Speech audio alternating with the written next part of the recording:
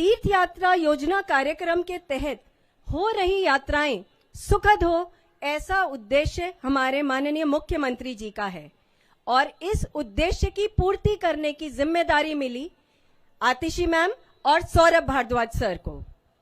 दिल्ली की मेधावी बेटी होने के नाते अपने माता पिताओं के लिए कोई भी अरेंजमेंट्स में कमी रह जाए ऐसा वो होने नहीं देती। और सौरभ भारद्वाज सर जो मंत्री महोदय, वो इस एरियाज को संभालते हैं कि आपकी यात्राओं में कोई भी विशेष स्थान आपके देखने से रह ना जाए, इस बात को वे पूरा ध्यान रखते हैं। और सबसे महत्वपूर्ण आप सभी का स्वास्थ्य है। बुजुर्ग जा रहे हैं तो दिल्ली के अच्छे से अच्छे डॉक्टर्स की एक टीम आपके साथ रवाना करी जाती है, जिसका पूरा श्रेय सौरभ भारद्वाज जी को जाता है। तो मैं जोरदार तालियों से सर को आमंत्रित करना चाहूंगी। सौरभ भारद्वाज सर मंच पर आएं और आप सभी को अपनी शुभकामनाएं दें। मंच पे दिल्ली के लोकप्रिय मुख्यमंत्री अरविंद केजरीवाल जी, इलाके के एमएलए साहब एडवोकेट मदन लाल जी, तीर्थ यात्रा समिति के चेयरमैन कमल Bansal ji, revenue department, tourism department के सभी अफसर और सबसे विशेष जो आज के इस कार्यक्रम के मुख्य अतिथि हैं, आप सब लोग बुजुर्ग जो हमारे सामने बैठे हैं, आप सबका बहुत बहुत यहाँ पे स्वागत है। कहा जाता है कि सत्य को प्रमाण की जरूरत नहीं होती, साक्ष्य को प्रमाण की जरूरत नहीं होती। जिस भावना से दिल्ली के मुख्यमंत्री जी अपने दिल्ली के बुजुर्गों को तीर्थ यात्रा कराते हैं, वो भावना छोटी से छोटी डिटेल के अंदर दिखती है। जब मैं यहां पे आया, जितने खुश बुजुर्गों को मैंने आज यहां पे देखा, बहुत कम इतना खुश बुजुर्गों को देखा जाता है जो आज यहां पे तीर्थ यात्रा जाने के समय पे मैंने बुजुर्गों को देखा। कुछ माताएं यहां पे स्टेज पे आई, कैमरे में तो शायद वो नहीं आएगा, मगर जब मुख्यमंत्री जी के सर पे उन्होंने अपना हाथ फेरा, उन माताओं की आंखों में आंसू थे और वो आंसू सिर्फ अपने बेटे के लिए आ सकते हैं। वो भावना जो है वो मुख्यमंत्री जी की उन डिटेल्स में दिखती है कि मुख्यमंत्री जी कोशिश करते हैं कि जैसे अपने माँ बाप के लिए करें वैसे ही वो आपके लिए करने की कोशिश करते हैं। मैं मुख्यमंत्री जी के घर जाता रहता हूं। ये चीज बड़ी डिटेल वाली चीज है, टीवी पे न्यूज में ये चीजें नहीं आती हैं, मगर मुख्यमंत्री जी के जब बैठक में आप बैठते हैं, ड्राइंग रूम में बैठते हैं, तो मुझे लगता है कि उनके साथ वाला कमरा उनके माता पिता का है। अब एक उम्र के बाद थोड़ा सा जो बुजुर्ग होते हैं हमारे, थोड़ा सा तेज सुनना शुरू चाहते हैं, थोड़ा सा टेलीविजन का वॉल्यूम ज्यादा रखते हैं। तो आप मुख्यमंत्री जी की बैठक में कभी भी जाएं, उनके ड्राइंग रूम में कभी भी जाएं, उनके माँ बाप ने साथ वाले कमरे में कोई सत्संग चला रखा होता है, उसकी आवाज हमेशा उस ड्राइंग रूम में आप सुन सकते हैं। तो आप कह सकते हैं कि इस घर में मुख्यमंत्री जी के माता पिता मुख्यमंत्री जी के साथ रहते हैं, दिखते रहते हैं वो। और ये बहुत छोटी बात है, मगर देखा जाए तो ये बहुत बड़ी बात है।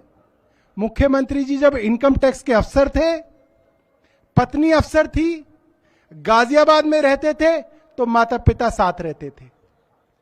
मुख्यमंत्री जी पहली बार मुख्यमंत्री बने, पटियाला हाउस के पीछे एक फ्लैट मिला तो माता पिता साथ रहते थे।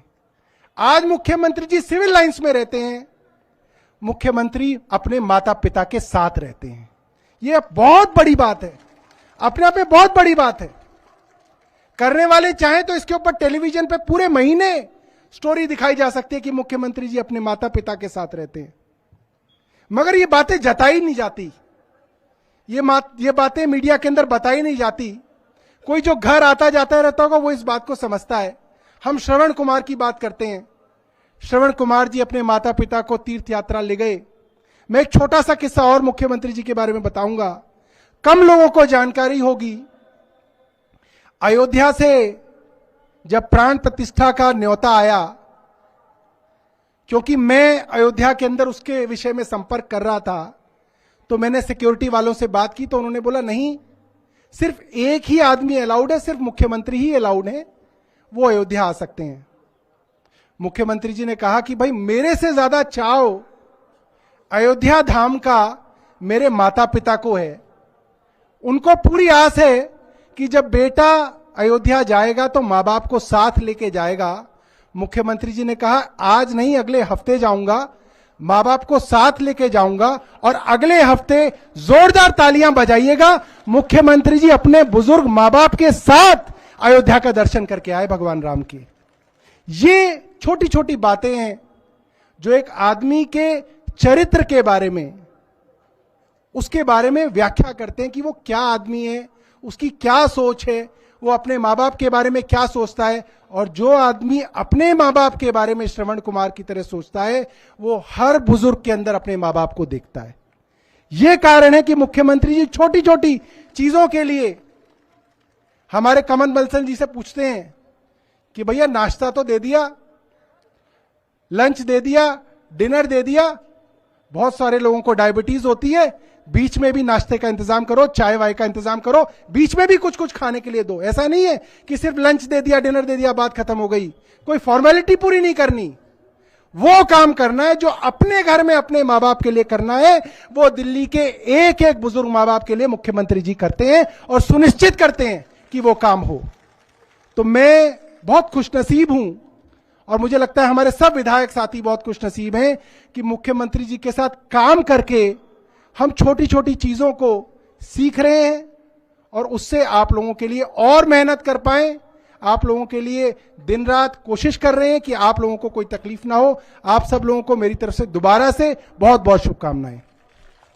Thank you so much sir. आपने बहुत डिटेल में सर के निजी जीवन के बारे में भी हमें बताया और अब तक इस कार्यक्रम के पीछे की भावनाओं को हम सब भली भांति समझ चुके हैं। दिल्ली के बड़े बेटे होने का, आपके बड़े बेटे होने की जिम्मेदारी श्री अरविंद केजरीवाल जी ने उठाई भी और निभाई भी। उनकी यही सोच रही है, विकल्प बहुत मिलेंगे मार्ग भटकाने को, संकल्प एक ही काफी है मंजिल तक जाने को। ए मेरे बुजुर्गों, मेरा हाथ ना छोड़ना, मैं हर ताकत लगा दूंगा आपकी एक मुस्कान पाने को। तो आमंत्रित है दिल्ली के लोकप्रिय मुख्यमंत्री श्री अरविंद केजरीवाल जी। जोरदार तालियों से सर का स्वागत। आज यहाँ पे दिल्ली के कोने कोने से आए हुए सभी बुजुर्गों को मेरा प्रणाम, सबको मेरा नमस्कार। अभी आपने इस्कॉन की टीम का बहुत अच्छा भजन सुना। मैं इस्कॉन की टीम को बहुत बहुत शुक्रिया करना चाहता हूँ। हर बार भजन कीर्तन करने के लिए आते हैं, आज बहुत ही सुंदर भजन था।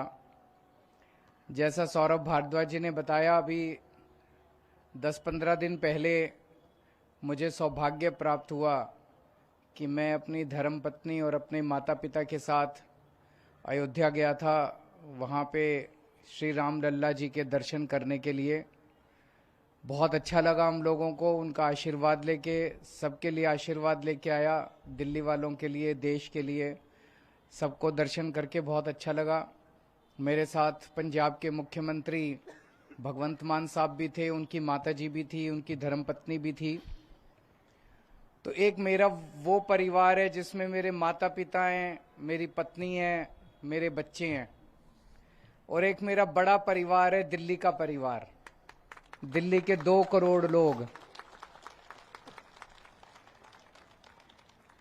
इन 2 करोड़ लोगों ने जो प्यार मेरे को दिया है, आप लोगों ने मेरे को जो प्यार दिया है, इसका ऋण मैं 7 जन्म में भी नहीं चुका सकता।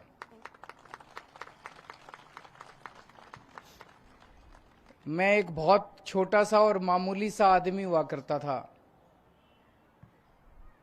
और एक छोटे से इस आदमी को आपने पूरी दिल्ली की जिम्मेदारी दे दी, दिल्ली का मुख्यमंत्री बना दिया। ये सोच भी नहीं सकते थे। तो आपको मैं परिवार से भी ज्यादा मानता हूं। तो जैसे श्रवण कुमार अपने माता पिता को तीर्थ यात्रा करा के लाया था, वो कहानी हम सब लोग जानते हैं। जैसे मैं अपने माता पिता को अयोध्या जी के दर्शन करा के लाया और भी उनको कई जगह लेके जा चुका हूं, ऐसे ही एक बेटा, आपका बेटा होने के नाते मैं आपको मैं अपने आप को आपका बेटा मानता हूं। आपका बेटा होने के नाते मेरी जिम्मेदारी है कि मैं आप लोगों को खुश रखूं, आपका ख्याल रखूं, आपको किसी तरह की तकलीफ ना होने दूं और आपको तीर्थ यात्रा करा के लाऊं। आप में से कुछ लोग ऐसे होंगे जिन्होंने पहले भी तीर्थ यात्रा कर रखी होगी, लेकिन कई लोग आप में से ऐसे हैं, मैं मिलता रहता हूं, अभी आऊंगा नीचे, आप सब लोगों से मिलने आऊंगा, अभी आपके साथ फोटो भी खिंचवाऊंगा।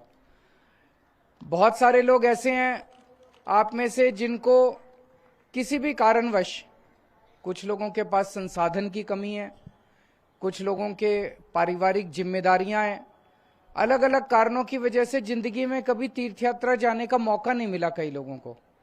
ऐसे बहुत सारे लोग हैं वो पहली बार तीर्थ यात्रा में जा रहे हैं। और अगर आप देखें तो यहां बैठे हुए 70 से 80% महिलाएं हैं। हर बार हम देखते हैं कि 70-80% महिलाएं होती हैं। उसका एक बड़ा कारण है कि पुरुष तो अपने काम धंधे में पूरी दुनिया घूम लेता है, इधर उधर हो आता है। महिलाएं तो सुबह से शाम तक अपने परिवार में लगी रहती हैं, पति की सेवा, बच्चों की सेवा, माँ बाप की सेवा, सास ससुर की सेवा। उनको मौका ही नहीं मिलता घर से निकलने का। ये एक मौका मिला है जब वो तीर्थ यात्रा पे जा सकती हैं। तो आप सब लोग आज द्वारकाधीश जा रहे हो। द्वारकाधीश जी की सबसे ज्यादा डिमांड है हमारे यहाँ। हम 12-13 जगह भेजते हैं लोगों को, भाई इसमें से कोई भी एक जगह छांट लो। उसमें द्वारकाधीश जी है, रामेश्वर जी है, पुरी है, शिरडी बाबा है, हरिद्वार ऋषिकेश है, मथुरा वृंदावन है, कई जगह भेजते हैं हम लोग, अयोध्या जी है। तो सबसे ज्यादा डिमांड द्वारकाधीश की, पुरी जी की और रामेश्वरम जी की होती है, और उसमें लंबी लंबी वेटिंग लिस्ट है। तो आप लोग बड़े खुशकिस्मत वाले हो, आज आपको मौका मिल रहा है। आपका सारा ख्याल रखेंगे। अभी जैसे हमारे कमल बंसल जी ने बताया, सारा सुबह उठते ही चाय, फिर नाश्ता, उसके बाद 11 बजे की चाय, फिर लंच, फिर शाम को 4 बजे का चाय स्नैक्स, फिर डिनर, फिर दूध रात का। खाने में जो मेरे होके आते हैं, आपसे भी फीडबैक लिया जाएगा कैसा लगा। तो लोग यही कहते हैं जी, खाने में तो इन्होंने 2 मिनट हमारा पेट खाली नहीं होने दिया। बिल्कुल खाने के मामले में तो एक के बाद एक, एक के बाद एक, एक के बाद एक चीजें देते रहे। आपकी सारी सुविधाओं का भी ख्याल रखा है। हर जगह आपकी बस का, आपके सारी आने जाने का सारा ख्याल रखा गया। आपको किट भी या तो मिल गया या अभी मिल जाएगा। उस किट में सारी जरूरतें, रास्ते की जो भी जरूरत होगी उसकी, वो सारा सामान है। पैसे की बिल्कुल जरूरत नहीं पड़ेगी, अनलेस आप अपने मर्जी के लिए, घर वालों के लिए कुछ खरीदना चाहें, वो अलग बात है। लेकिन आप अपने कपड़े ले लो बस 7 दिन के, और उसके बाद वहां पे सारा ख्याल आपका रखा है। फिर भी अगर किसी चीज में कमी रह जाए तो पहले से ही मैं माफी मांग लेता हूं, आके हमें बता देना, आगे से वो कमी भी नहीं रहने देंगे। और बाकी मौसम अच्छा हो गया है। पहले तो थोड़ी ठंड थी पिछले हफ्ते तक, अब तो मौसम अच्छा है। फिर भी रास्ते में आपका ख्याल रखना। डॉक्टर की सुविधा भी है रास्ते में, अगर डॉक्टर की जरूरत पड़े तो ट्रेन में डॉक्टर मिलेंगे। और इस ट्रिप में 2 दिन आने के हैं, 2 दिन जाने के हैं, लेकिन आपको बिल्कुल रास्ता महसूस ही नहीं होगा। रास्ते भर लोग भजन कीर्तन करते जाते हैं, और इतने पूरी ट्रेन आप ही की है। इधर जाओ, इस डिब्बे में जाओ, उस डिब्बे में जाओ, आपकी मर्जी है। इसके साथ बैठो, उसके साथ बैठो, सारा रास्ते आप भजन कीर्तन करते जाओगे। ये यात्रा आपकी जिंदगी की सबसे यादगार यात्रा रहेगी, आपको याद आएंगे। और जितने ये इतने सारे लोग हैं, सारे दोस्त बन जाएंगे थोड़े दिन के अंदर, सारे दोस्त बन जाएंगे, और ये दोस्त आपके बहुत काम आएंगे और बहुत याद आएंगे। प्रभु आपकी यात्रा खूब सुखद रहे, आप खूब अच्छे से यात्रा करके आए, अच्छे से दर्शन करके आए, ऐसे मैं प्रभु से प्रार्थना करता हूं। सबको बहुत बहुत शुभकामनाएं।